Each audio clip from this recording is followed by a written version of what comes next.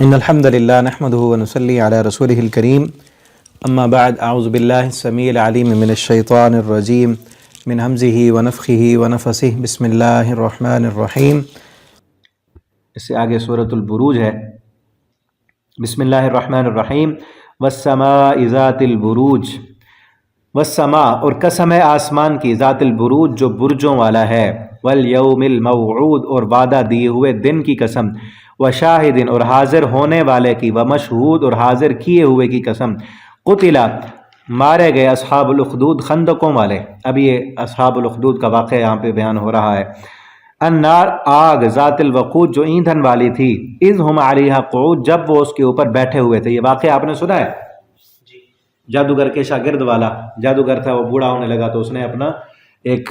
بچہ بلایا جس کو وہ جادو سکھاتا تھا۔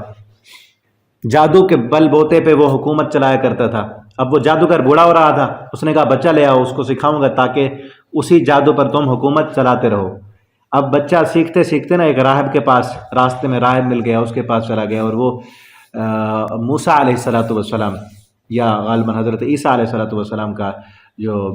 موسیٰ علیہ السلام کا عیسیٰ علیہ السلام کا جو مذہب تھا، اس کا ابھی اسلام سے پہلے کا واقعہ ہے یہ۔ تو وہ اس کو توحید سکھاتا تھا، ایمان سکھاتا تھا، اب اور جادوگر اس کو کفر سکھاتا تھا۔ ایک دن ایسے ہوا کہ راستہ بند تھا، تو اس بچے نے آزمانے کے لیے کہ کس کا دین سچا ہے، اللہ سے کہنے لگا اللہ اگر راہب کا دین سچا ہے نا تو یہ میں پتھر مار رہا ہوں، یہ اژدہا جو ہے یہ راستے سے ہٹ جائے، مر جائے۔ اس نے پتھر مارا، وہ مر گیا۔ اب سارے لوگوں میں یہ شہرت ہو گئی کہ بچہ جو ہے جادوگر کا شاگرد، یہ تو جادوگر سے بھی بڑھ گیا ہے، اس کو تو بڑے بڑے کرتب آ گئے۔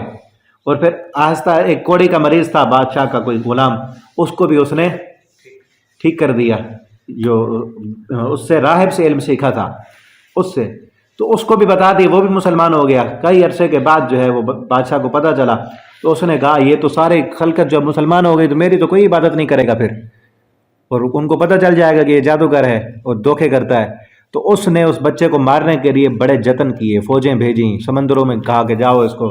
سمندر کے اندر ڈبو دو۔ جب سمندر میں پہنچے تو اس نے اللہ سے دعا کی،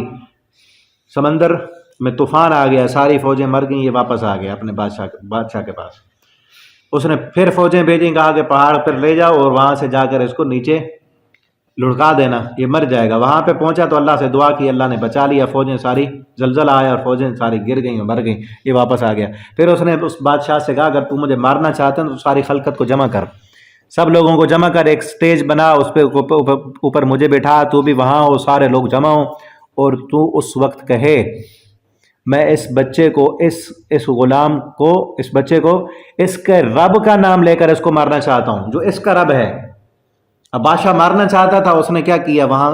سارے لوگوں کو جمع کیا اور اس بچے کو کھڑا کیا اور کہنے لگا اس کے رب کے نام کے ساتھ اسے مارنا چاہتا ہوں، جبکہ بادشاہ اپنے آپ کو رب کہلواتا تھا۔ جب یہ کہا تو وہ نوجوان جو تھا وہ شہید ہو گیا۔ اب سارے بندوں کو پتہ چل گیا کہ جو غلام تھا نا، یہ جو بچہ، اس کا ایمان سچا ہے، اس کا رب کا نام لیا ہے نا، تو تب یہ فوت ہوا ہے، ایسے تو نہیں مار سکا اس کو۔ تو سارے لوگ جو ہیں وہ اس غلام کے رب پر ایمان لانے لگے، سب کہنے لگے آمنت برب ھذا الغلام، آمنت برب ھذا الغلام۔ اب بادشاہ اور بپھر گیا کہ میری بادشاہ تو ختم ہو گئی، مجھے تو کوئی اب رب نہیں مانتا۔ اس نے اعلان کر دیا، فوجیں بھیج دیں سارے علاقوں میں، بستیوں میں، اور کہا کہ بڑی بڑی خندقیں کھود کرنا، آگ جلا دو، اس میں آگ جلا کر ان بندوں سے کہو کہ جو اس غلام کے رب پہ ایمان لاتے ہیں نا وہ آگ میں چھلانگ لگا دے، ورنہ خود اٹھا کر زبردستی ان کو آگ میں ڈال دو، یا پھر دوبارہ مجھے رب ماننے لگ جائیں۔ تو سارے کے سارے جتنے بھی ایمان والے تھے انہوں نے اپنے آپ کو آگ میں ڈالنا گوارا کر لیا، لیکن پھر رب کو جو ایمان دل میں آ گیا تھا اس کو نہیں ختم کیا۔ اور پھر اس وقت ایک اور معجزہ بھی ہوا کہ ایک ماں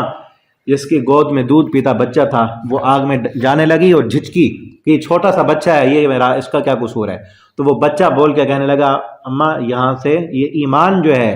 اس ایمان کو بچا لے اور ادھر آگ میں چلی جائے، گلزار ہے تیرے لیے۔ تو اسی کا واقعہ، اذ ہم علیہا، بڑی بڑی خندقوں میں آگ جلا کر مومنوں کو آزمائش میں ڈال کر اس کے اوپر کھڑے ہو کر وہ دیکھ رہے تھے۔ وہم علامہ اور وہ علی اس پر ما یفعلون جو وہ کر رہے تھے بالمؤمنین مومنوں کے ساتھ شہود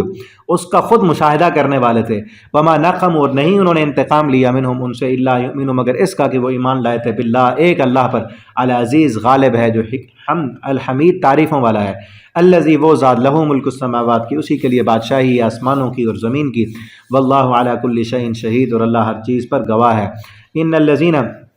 بے شک وہ لوگ جنہوں نے فتنے میں ڈالا مومن مردوں کو اور مومن عورتوں کو ثم لم یتوبوا پھر انہوں نے توبہ نہیں کی فلہم عذاب جہنم ان کے لیے جہنم کا عذاب ہے ولہم عذاب الحریق اور ان کے لیے بھڑکتی ہوئی آگ کا عذاب ہے ان الذین آمنوا بے شک وہ لوگ جو ایمان لائے وعملوا الصالحات اور انہوں نے نیک عمل کیے لہم جنات ان کے لیے باغات ہیں جن کے نیچے نہریں جاری ہیں ذالک الفوز الکبیر یہ کامیابی ہے بہت بڑی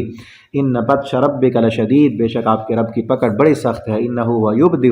وہی پہلی بار پیدا کرتا ہے ویعید اور وہی دوبارہ لوٹاتا ہے وہو الغفور الودود وہ بخشنے والا بہت محبت کرنے والا ہے ذو العرش المجید